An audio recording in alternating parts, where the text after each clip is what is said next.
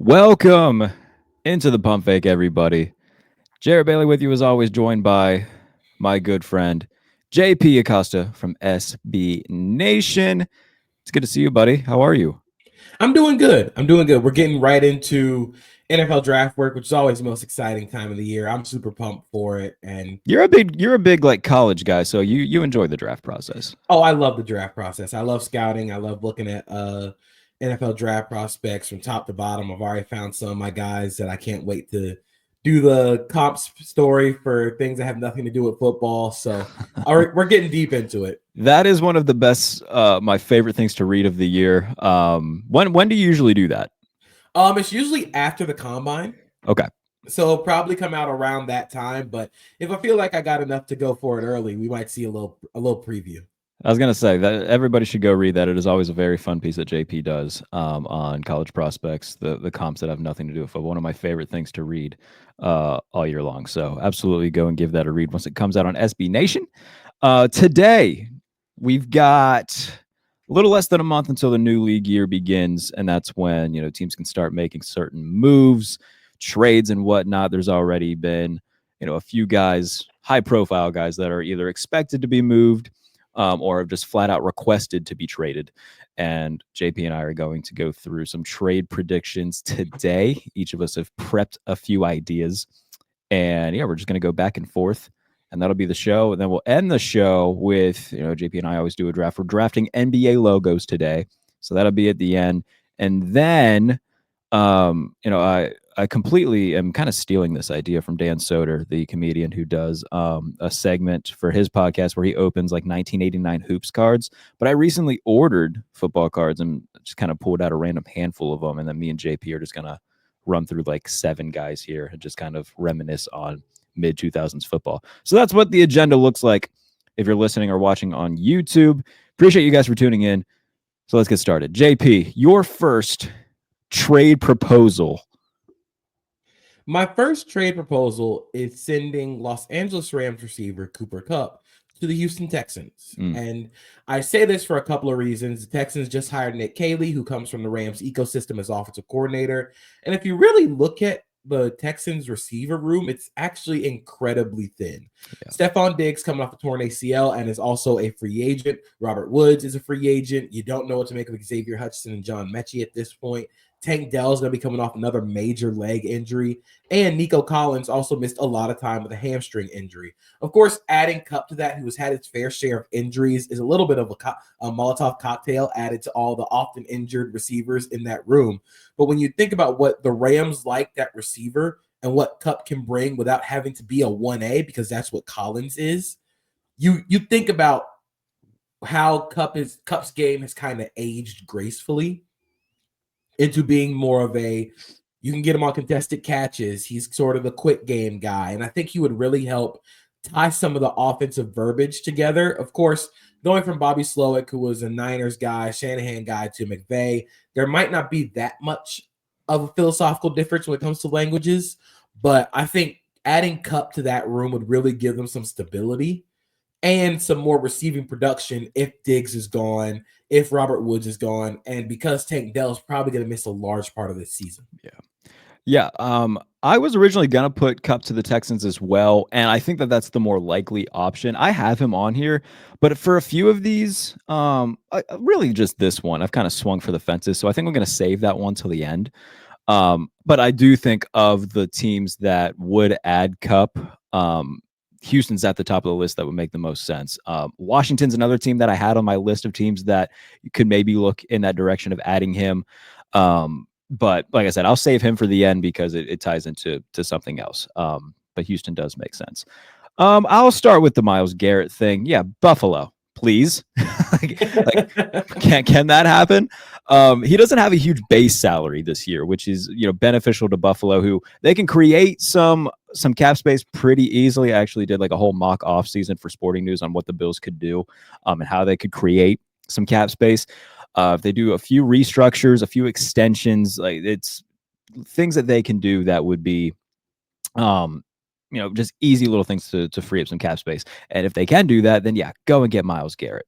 For when it comes to what they'd have to give up, if they have to give up multiple ones, which they may not have to, but even if it's, a 1 and 2 second round picks, look at the recent history for the Bills' top draft picks since Josh Allen. Keon Coleman this past year didn't really, live up to the hype. Obviously, he's a rookie, and sometimes, things happen. But we've seen what Brian Thomas did. We saw what Malik Neighbors did, and Keon Coleman was, their guy, and he, fell short of expectations. Dalton Kincaid from a year ago had a really solid rookie year and then took a big step backwards in 2022. Greg Russo, AJ Epinesa, Ed Oliver, like these are all guys that they've taken with their top picks that haven't panned out to be that upper tier at their position that they need them to be. So you don't really draft all that well in the first and second rounds anyway, and nobody that you take over the next 2 years is going to be as good or impactful as Myles Garrett, especially for a team that is constantly going to be in that win now mode. So yeah, ship 3 picks, maybe some change on top of that too, to Cleveland for Myles Garrett, and get yourself a game-wrecking edge rusher in the form of a guy who very well may be the best in the game right now. I like the idea for Buffalo, especially with just how talented Myles Garrett is and how he can elevate everybody on the roster. My biggest question for the Bills is actually what they do at corner with Russell Douglas being a free agent. I don't know what happens beyond Christian Benford, who had a really scary head injury to end the season. And if you look past Benford and Douglas, who's a free agent, that corner room gets completely wasted. Yeah, it's a lot of like Jamarcus Ingram, who is like more so of a nickel backup to Taron Johnson. They don't really have anybody else on the perimeter, so they would have to address that elsewhere as well. Yeah, I think people are taking the wrong lesson from the loss to the Chiefs in the AFC Championship game, because if you notice what the Chiefs did, it wasn't because the Bills didn't have pass rush. It's because they didn't have a breathing corner available. Like once Christian Benford went out of that game, it was like, oh, we'll just throw at Kaiir Elam the entire game. They drew a giant red X on Kaiir Elam. We're like, yeah, we're going to target number 5 every play. Yeah, it's like the worst feeling in football when you have the corner that everybody's going to pick on. And it's like in basketball when you're the guy that everybody tries to ISO and pick and roll. And it's like, well, nothing else you got to do. You just got to play. Yeah. So I like the idea of trading for Myles Garrett. I don't know how many picks they would give up just because the cornerback depth of this draft class is a little bit shaky. There's a lot of guys that have a little bit of injury issues. Siobhan Revel would be really nice there, but he's coming off a torn ACL. I don't know if he's going to run at the combine. He's a freak athlete, but if he doesn't test, I don't know how that's going to play out. Played at East Carolina. Benjamin Morrison has had a lot of hip injuries. I don't know if the Bills will probably do it, but I don't know if their secondary is also going to, like, if you trade for Myles Garrett, you still obviously have these big holes in the secondary, unless you can get Rasul Douglas back. If they get Rasul Douglas back, go for it, because then that completely flips the entire defense. Right. And like, there's going to be big names on the market this year where DJ Reed's going to be available. Carlton Davis is going to be available, assuming that none of them get DJ Reed isn't going back to New York. I'm intrigued to see what Carlton Davis does in terms of if he goes back to Detroit or not. Again, the money stuff would have to get worked out, and they'd have to, do some stuff to free up some cap space to do it. But if you can get Myles Garrett, I think that you do it and then say, we'll figure the rest of it out. Especially for a team in the Bills who's like been really good at when it comes to drafting defensive backs in like day 3 and turning them into playable guys. Like they did it with Christian Benford. They did it with Dane Jackson, who's since left. So if there is a team that can, take a, cornerback on day 3, maybe turn them into something eventually, then that's a team to do it. But we'll see. Next up for you, who's the next projection? So I'm going to stick with Myles Garrett here, and I'm going to go with the one team that I think is always going to be involved in big trades. Oh no! And that is Myles Garrett to the Dallas Cowboys. They have to do a lot of moving and shaking when it comes to getting the cap space for this. It might involve the restructure of Dak Prescott's contract. You might have to do some stuff with Zach Martin and see what happens with his future. The Trayvon Diggs contract might get a little reworked, but when you think about what Matt Eberflus's defenses had when they were good, it was two bookend pass rushers. It was the incredible play up front.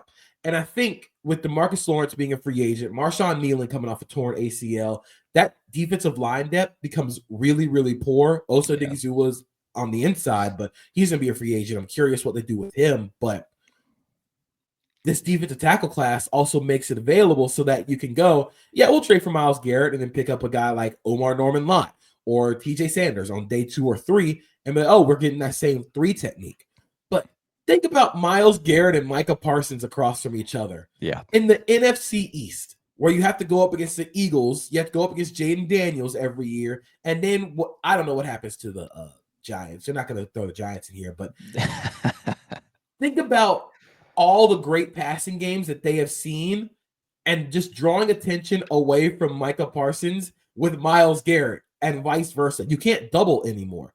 And so I think this will be the type of trade that the Cowboys would do. And I think it's something that they should seriously inquire about. Yeah, just the thought of Garrett and Parsons on the field at the same time on opposite ends of each other. I mean, that's hellacious for any offensive coordinator to go into the week and be like, all right, how the hell are we going to stop this? And I totally get that. I mean, in my dream world, by the way, Osa Odighizuwa also goes to Buffalo to join Myles Garrett to just for my content purposes. That would be a dream. I would love that. Yeah, I think Dallas makes a ton of sense because of the things you just pointed out, and also it's the Cowboys, and they're always going to be looking for that splash type of trade to make. As somebody, anybody outside of the Cowboys fandom, like, would obviously not want that in terms of just like, oh, it's the Cowboys. But yeah, there is something about Micah Parsons and Myles Garrett being teammates that would be awesome. And just watching them, especially like if they play, I don't know what their schedule looks like, but if they play, like, I mean, we'll see them play the Giants twice and it's like, oh my God, like whoever their quarterback is has been sacked 7 times in the first half. It's it's just the ugliest offensive performance you've ever seen. Those types of bad games are fun to watch if you got 2 game records that are just raising hell. Yeah, I think when you look at how the Eagles won the Super Bowl, it was behind a defense with pass rushers that they could just rotate on and off the field. Yeah. And cause havoc up front. And I think if you have 2 guys like Myles Garrett and Micah Parsons, and then you have the offense where you can go find a wide receiver 2 opposite CeeDee Lamb. I think there's availability for that. That defense immediately becomes really good once again. So I think it's something that they should seriously consider. I don't know if their cap space makes it available, but it's something that I would absolutely do. All right. So I've got 3 receivers on my list. So I'll start with Deebo Samuel, and I'll just say the Steelers. I think Miami's also a team to watch for this, especially if this Tyreek stuff, I don't know what's going to happen there. That's just been chaotic to follow. But there seems to be mutual interest between Pittsburgh and San Francisco. Obviously, we remember last year when we sat through an entire spring and summer of like, I wonder if Brandon Ayuk's going to be a Steeler. I hope that we don't do that same song and dance with Deebo Samuel. It seems like both parties have agreed, yeah, it's just better to for each of us to part ways and start anew.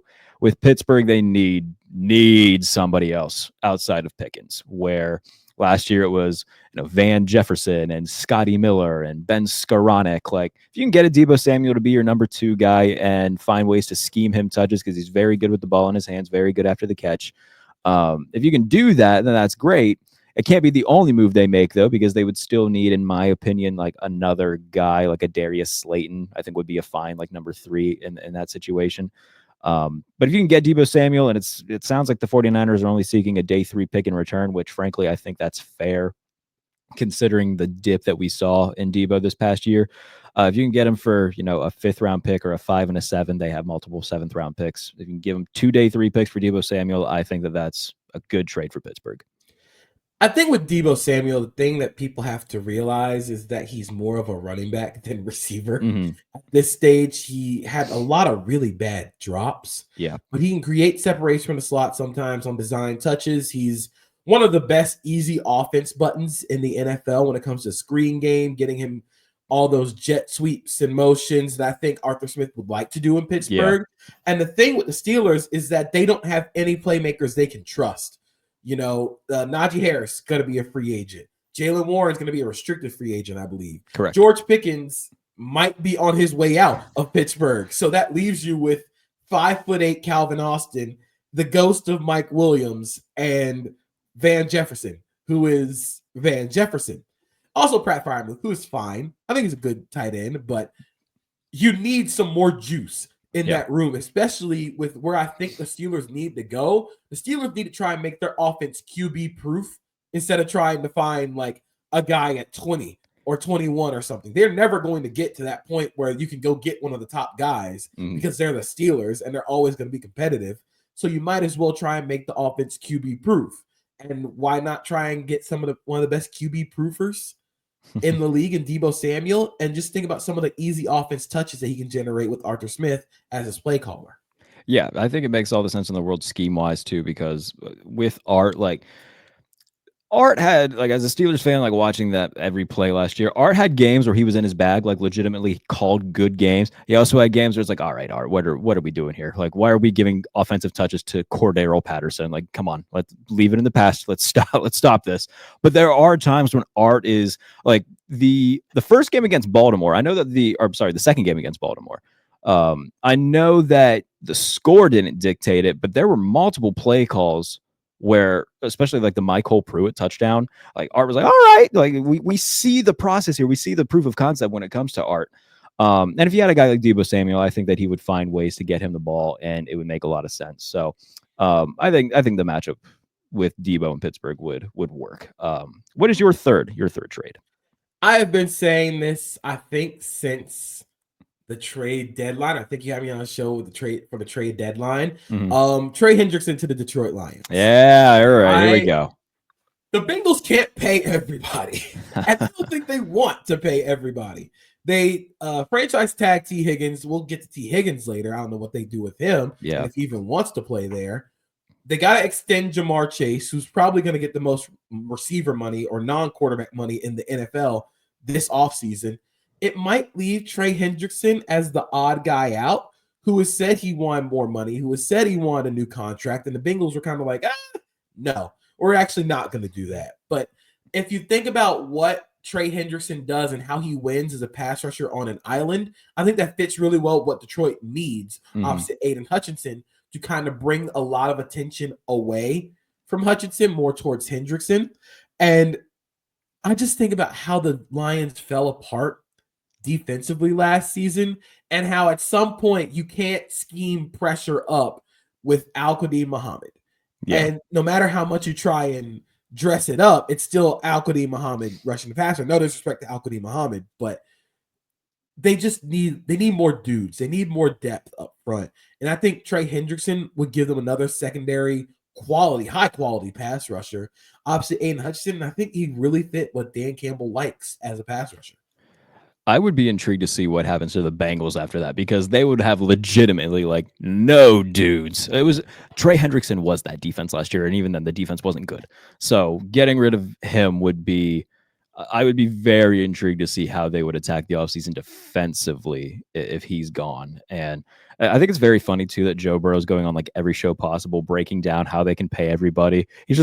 I think he paid for like the biggest premium thing you can get on Over the Cap, and is just sitting at his computer all day. Just like, all right, if we do this, and that, we can keep everybody around. So I do think that this media tour that he's been on has been quite humorous.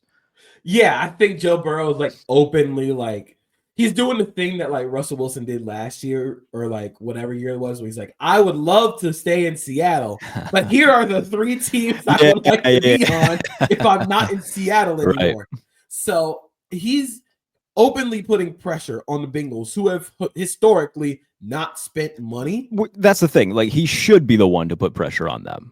Yeah. So this push and pull between the franchise quarterback, who makes arguably the top 5 most money in the NFL, versus a front office who doesn't want to pay anybody anything. Yeah. I'm curious how that works out and who ends up getting the short end of the stick. 5 years from now, is Joe Burrow still the quarterback of the Bengals, do you think? Or do you think he gets so frustrated that he dips? Oh, man. I have to look at what the contract looks like, but I'm going to lean on the side of safety and say he's still going to be the quarterback of the Bengals. Yeah. I just think this Bengals team is going to look massively different. Yeah, I would agree. My next trade, another receiver. We already brought up the Texans, but I'm going to go with a different name here. It might be a little bit out of left field, but I think it makes sense.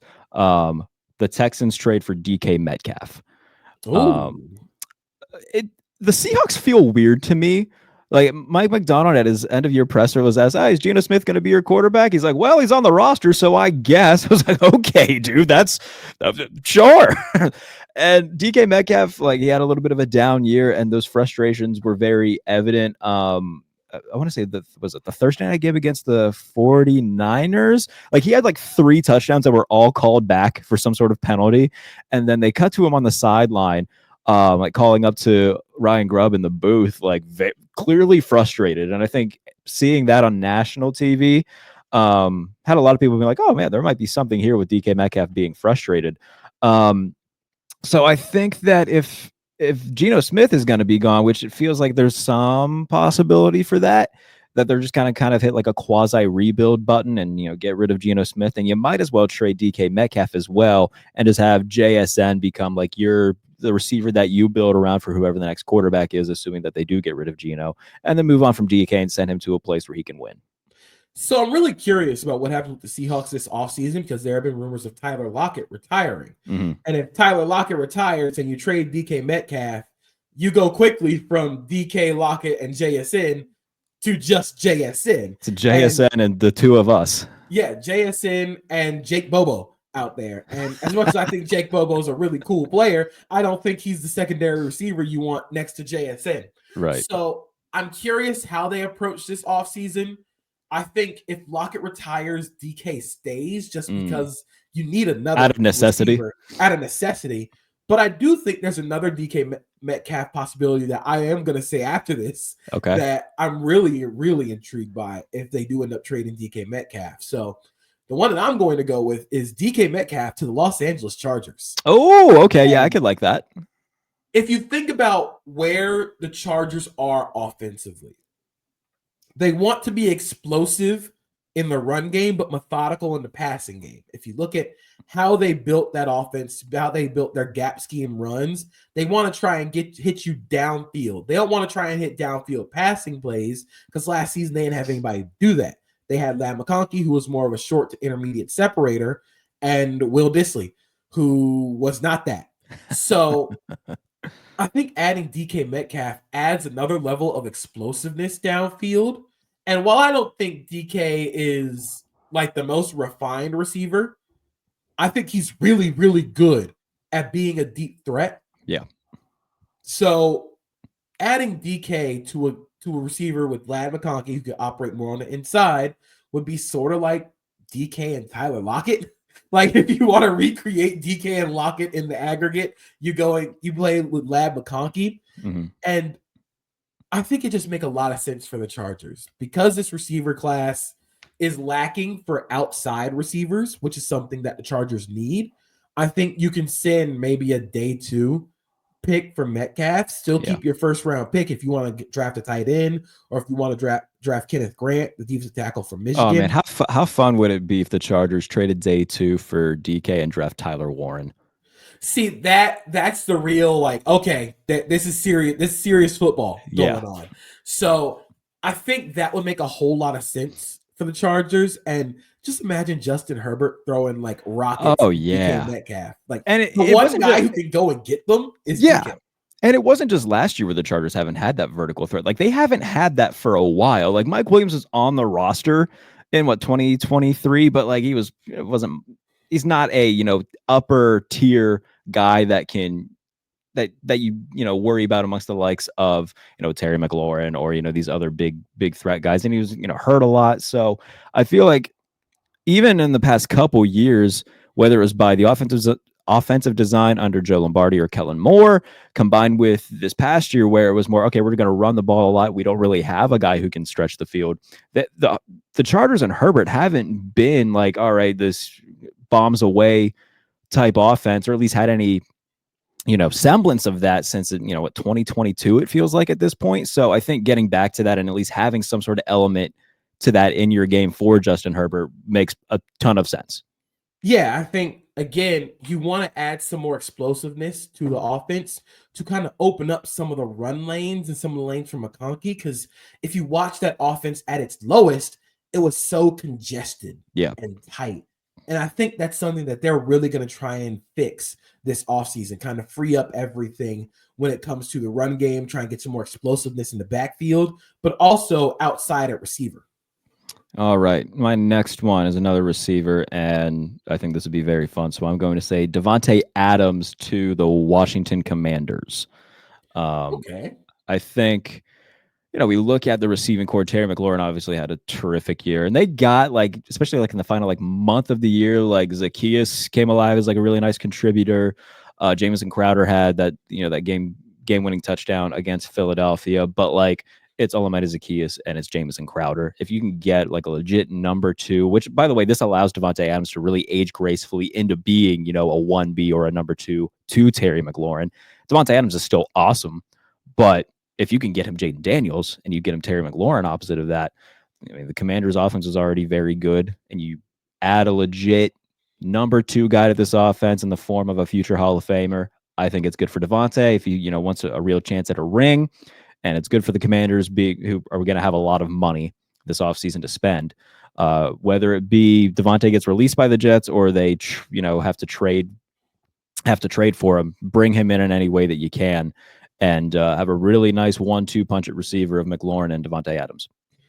So this was actually my Deebo Samuel trade destination. Okay.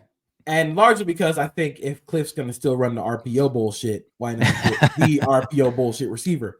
But when you think about what Cliff Kingsbury's offenses were at their best in Arizona, they had AJ Green on one side, DeAndre Hopkins on the other. I think Davante Adams can be the AJ Green to Terry McLaurin's DeAndre Hopkins. Right. And if you're going to isolate Terry McLaurin on one side of the field for 90% of the game and teams can just roll coverage to him, you can't roll away from Davante Adams, who is still a very good receiver. So I think that gives another option for Jaden Daniels in the passing game, because I think that's something that stood out towards the end of the season last season, where they just didn't have anybody else outside of McLaurin that they could trust. So I think continuing to add to the receiver room is going to be something they're going to want to do in the offseason. I think Adams makes a lot of sense as an outside guy in terms of quick, easy separation, and he bumps everybody else down the totem pole in terms of importance. You don't have to rely on Zacchaeus in big moments. You can kind of be a specialist. Yeah, and that's the thing. Adding Adams doesn't mean that they got to get rid of one of these dudes. It's just knocking guys down to what's more of their skill level, where, okay, Olamide Zacchaeus isn't, a number two receiver. He can be a fine number 3 or number 4. That's great. And if you can get Davante Adams and Terry McLaurin on the field at the same time, that would be a headache for defenses. And I would really like to see it with Jaden, and I think that Washington fans would be very up to it as well. So do you have another one, or did you said that Deebo was going to be your... I do have another one. Okay. And this is me wish casting. So walk with me for a second. All right. Denzel Ward to the Jacksonville Jaguars. There you go. Get yourself a legit corner. I'm ready to excuse me. I'm ready to wish cast a little bit. The Jaguars have not had a corner opposite Tyson Campbell since Tyson Campbell got drafted. And Tyson Campbell often has found himself injured. And I think you bring on a little bit of injury risk with Denzel Ward. But Ward has said, especially after Myles Garrett put in his trade request, that he wants to play with Myles Garrett. Yeah. And he will seriously consider the future if Myles Garrett is indeed traded away from Cleveland.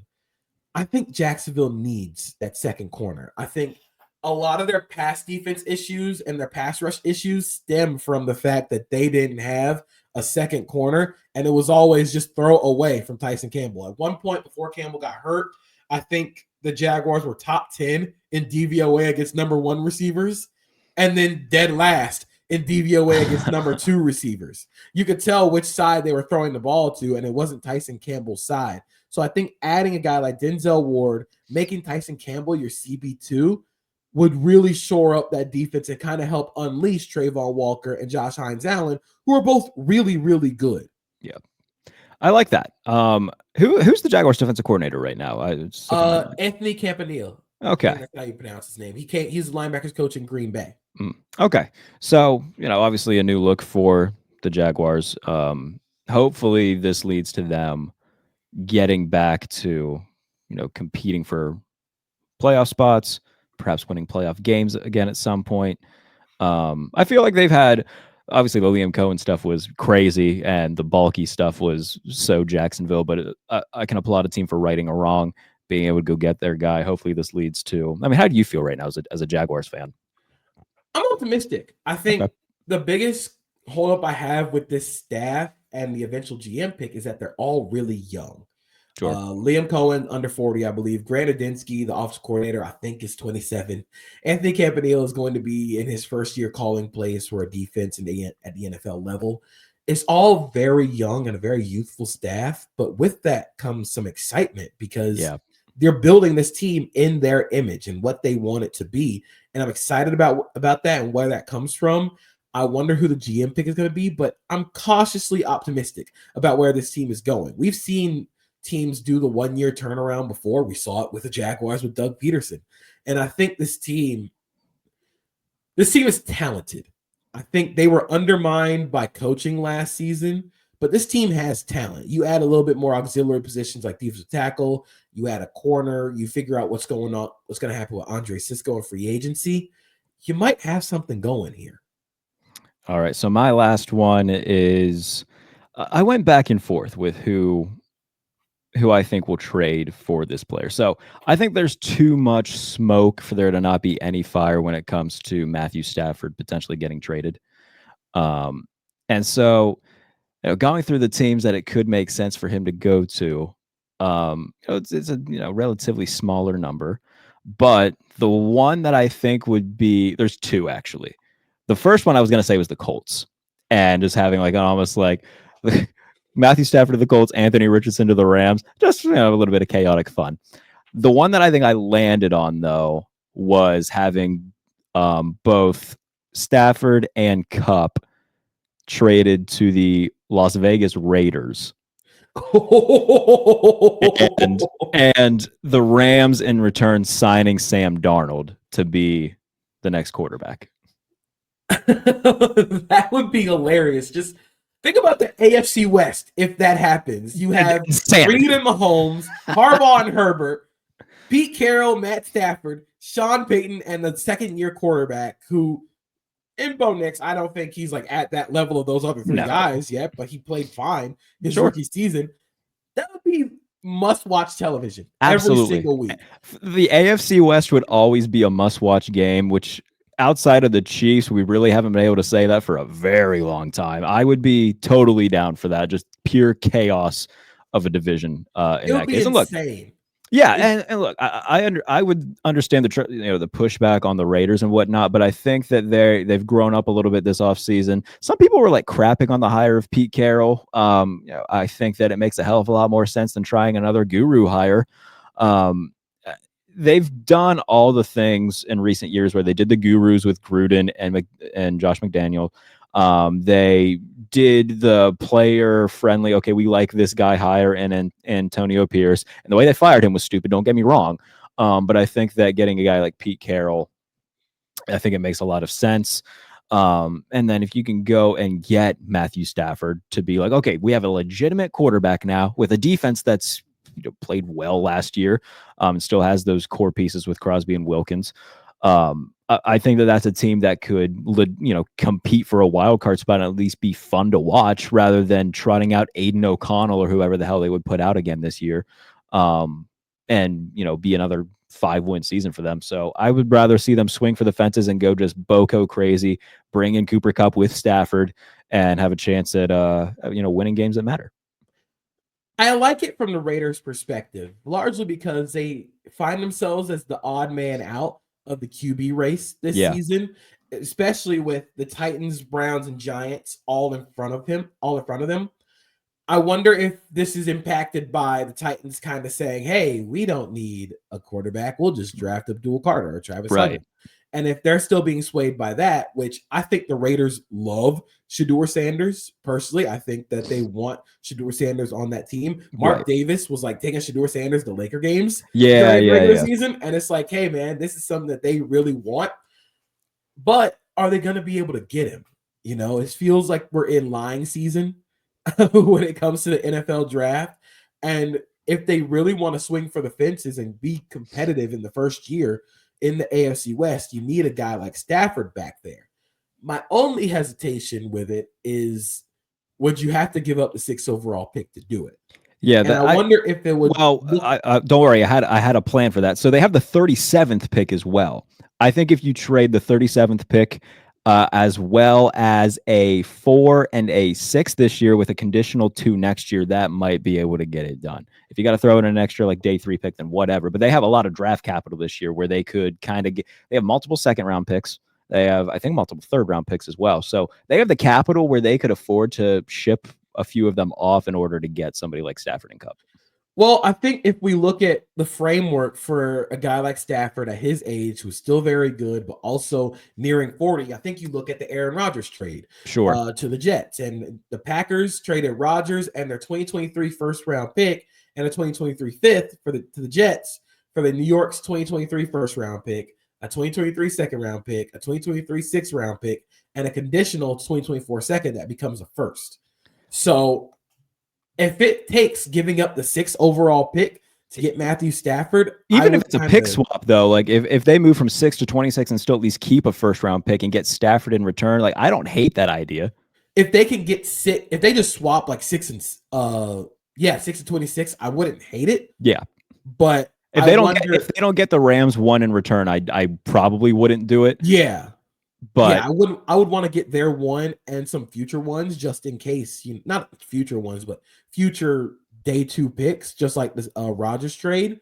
But if you're looking at it from the Rams perspective, and this has been my general analysis on a potential Matthew Stafford trade, it's why?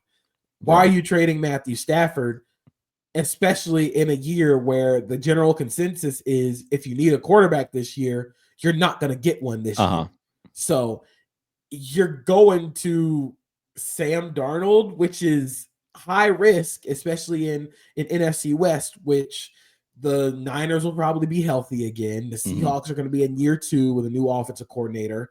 The Cardinals are going to be in year 3 with Jonathan I got to tell you, Gannon. man, the Cardinals, like I'm done buying into the Cardinals. I can't do it anymore. I think they are a few players away from making this thing really go, especially on defense. I am a little curious about the Kyler Murray-ness. I think that's more what I mean. I'm just done thinking that Kyler Murray's ever going to take that next step. I'm a little curious on the Kyler Murray-ness of it all, but the NFC West isn't exactly one where you can just go, hey, we're going to throw Sam Darnold in there with only Puka Nacua as the viable receiver and go make this work and win serious football games. Because Matthew Stafford makes a whole lot of what that offense does go. Yeah. On top of that, they're going to be missing Joe Noteboom, who's entering free agency, Alaric Jackson, who's going to be entering free agency. Your tackles are going to be, your left tackle is going to be entering free agency, regardless of who it is. On top of that, the defense still needs work, and you still need another receiver or tight end. It just feels like there are so many variables for them to fix offensively that they're not going to fix by trading away the franchise quarterback. I think maybe what they're thinking is that they're not going to, like, internally, maybe they believe we're too far away even with Stafford, so we may as well get something for him and start, this quasi rebuild now rather than, hold on to Matt, who we love, but, if we know we're not going to win, we may as well try to get something for him and send him to a place where he can possibly win. Yeah, I mean, you want to try and get as much winning out of him as possible, but this team was a drive away from beating the Eagles. This is also true. Like, they were a drive away from beating the Eagles in a blizzard. Storm. Yeah, in a blizzard. And this team isn't even they weren't even fully reloaded yet. So I just don't understand why they would trade Stafford unless the thought is you want to get ahead on QB scouting for 2026, which even then you're playing a risky game because then you have to be completely bottoming out, We talked about the Myles Garrett trade. I can't believe none of us said Los Angeles because that is the team that'll be like, take our next 9 first-round picks. Yeah. We don't give a shit. You know what the Rams trade would be? Actually, it would be Tyreek Hill. That Oh would be man, that's that a would good be shout. the That's a good Les shout. Snead's going F them picks. We're Yeah. gonna go try and get this thing now. And honestly, you probably don't have to give up a first round pick. I mean, he's a receiver north of 30. I know he's still good, but I mean, you might be able to get away with, a second and a fourth or something of that nature. You probably won't have to. This team has needed speed for Yeah. a long time. This team is just slow on offense. So if you get a guy like Tyreek Hill to just automatically, you get Tyreek Hill, you have the best vertical threat yeah. in the game. And that automatically just gives Puka Nacua more space underneath. Yeah, that automatically opens up space for Puka underneath. All the cool motion stuff McVay can do with Tyreek Hill. Yeah. And it kind of just slides everybody back down the totem pole. Oh man, I want to see this now. That is a good one where it would make perfect sense for both sides, especially if the Dolphins can get something, a couple picks in return. I don't think the Dolphins are going to go anywhere with Tyreek Hill. They haven't over the past few years anyway. The Rams, though, like that would be a very fun one to keep an eye on if they got Tyreek Hill. I would be completely on board with that. Yeah, it would make a lot. It would make a lot of sense as far as what the Rams like to do. Sure, but I wonder if they're just content with the guys that they have on the roster, which I don't know, man. They really should. If they're content with the guys they have on the roster, that's contingent on Stafford still playing. Right. If you're saying, we got DeMarcus Robinson, we don't need Tyreek Hill. I was like, okay. All right, man. I mean, DeMarcus Robinson played great last year, but I don't know if I want him over Tyreek Hill. Yeah, I would 100% agree with that. All right, let's start this logos draft. Let's do this. As always, you're the guest. You can go first. NBA logos, all time, not just current, all time logos. We'll each draft 5. We'll make a little TikTok video out of it, and you can tell me who had the best draft. JP, your first logo. My first logo is obvious. It is the Toronto Raptors old logo with the Raptor dribbling a basketball. I mean, it's just so cool. Like nobody else really does that anymore. We need more animals dribbling basketballs as logos. Every logo has become so minimalist, where it's just like a circle logo of some sort. I blame Nike. I blame Nike for giving us all the minimalistic shit. Yeah. I want animals dribbling basketballs. I want the Miami Dolphin to be holding a football, swimming in the ocean. Give me that. I got the helmet right there. It's right up there. Exactly. I got Bucko Bruce right here too. I got all the good shit here. I got all the good stuff. We need more extravagance. I 100% agree. I don't want to go to a gray and black Taco Bell. I want purple and light blue, and I want it to look like I'm about to put poison in my body because I know that's the experience I signed up for. At least make it look like an acid trip of a restaurant.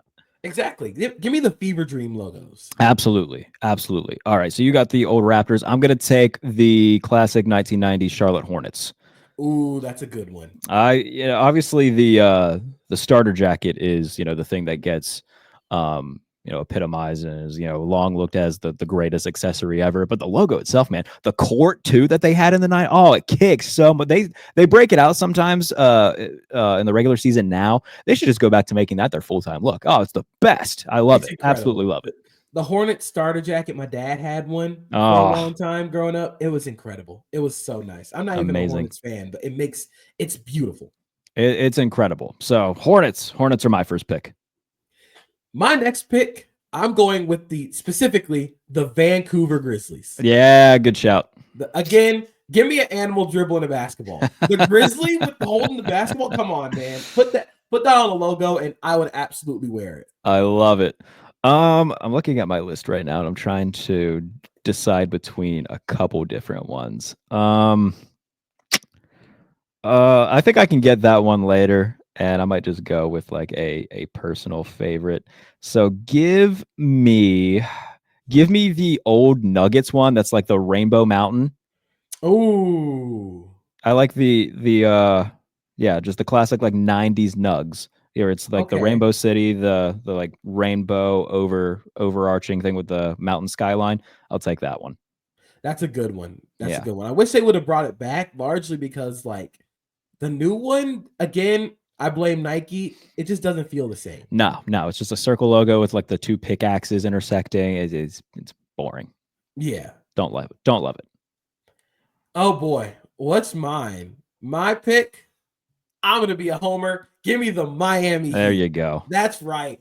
I mean, it's basketball on fire going through a hoop. It literally is the simplest logo, but it's so nice. And you compare it with so many different colors that the Heat have. They've worn it with the Vice, where they make the fire blue. They make the basketball pink. Mhm. You can do like when they did the whiteout jerseys, they made it white.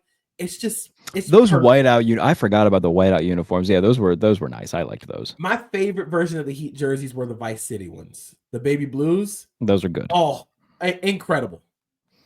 All right. My next one will be okay.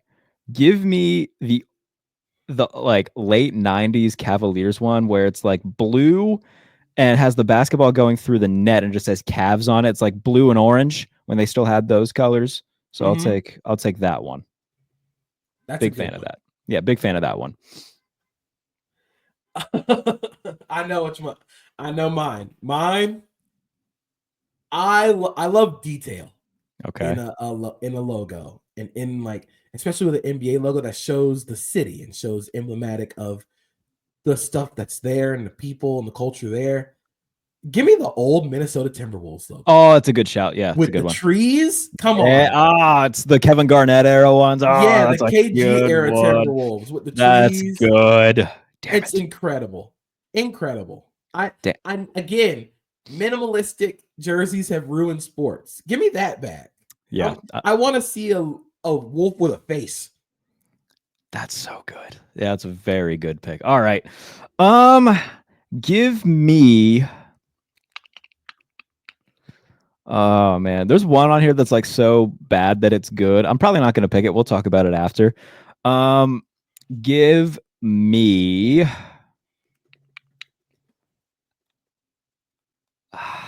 balls. Oh, no. Give me the like late 90s Rockets where it's like the basketball of dynamite. Oh, that's so good. Yeah. I love that good. one. Great one. Charles Barkley played for them for a little bit. He had like the number 4 on the pinstripes on the uniforms are rockets shooting into the sky. It's so tremendous. Detailed. Yeah, so I love detailed. I love that one. That's a really good one.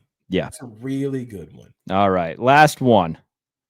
My last one. I gotta do it because my girlfriend is from Orlando, loves the Magic. Give me the old Magic logo. Old Magic logo was on my list. The old Magic one with the star as the A.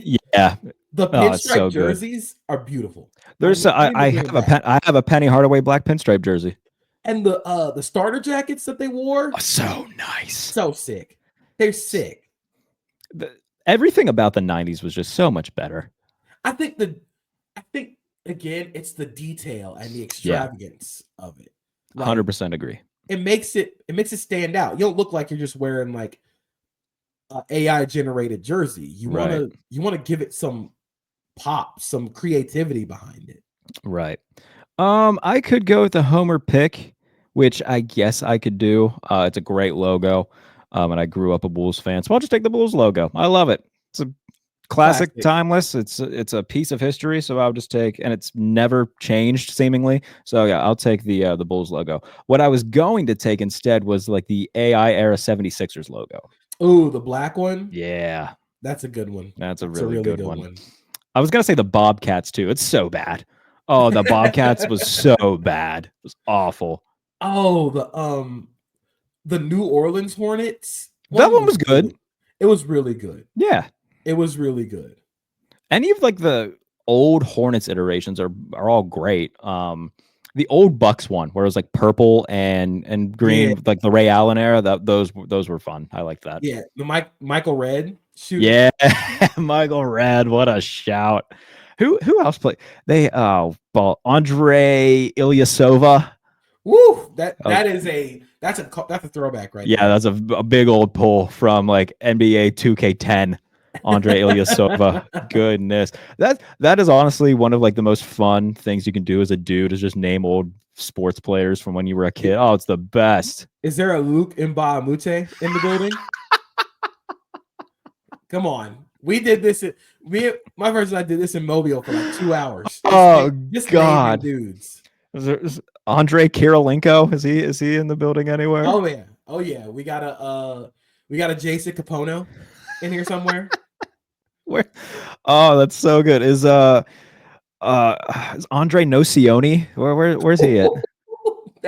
That's a crazy pull. What Yeah. about a Pablo Prigioni? Oh God, that's a good one. All like the foreign point guards with great names. Oh, sign me up. Those were Oh all yeah, the best. the the Who shitty Laker era of Marcelo Huertas. Yeah. The stinky Lakers with Kobe just pissed off the Yeah. entire time. They're winning 27 games a year, and he's just going, I'm just going to score 30, and we're going to lose by 15. Whatever. I'm going to get mine. Is Yeah, there a Tabo Cephalosha in the woo, building? that is a Hawk legend right there. Hawk legend, Bobcat legend. He was a Bull for a little bit. Thunder, I believe, as well. Yeah, he's. Do we have room for an Emeka Okafor? Oh, Mecca Okafor, that number 50 Bobcats jersey. Yeah, Oh yeah, go grab yourself one of those. Who was the? Oh, it's gonna piss me off. Something Morrison played at Gonzaga. Got Adam drafted by the Morrison, second Adam overall Morrison. pick. That horrible little The mustache. horrible stash. Oh, What is he up to now? he is in the like crusty looking white guy Hall of Fame. That is he does, he does not look like what his job profession was for a good bit of Absolutely not. his Oh adolescence. That's man, incredible. we could do this Oh, for that's good. Yeah, I could do this for hours. All right, so we did that. Let's wrap it up with the like I said, I pulled just a random handful of these are from 2006. So I'll put them up to the screen and you can get a real good look at them. Number 1, receiver from the Philadelphia Eagles, Todd Pinkston.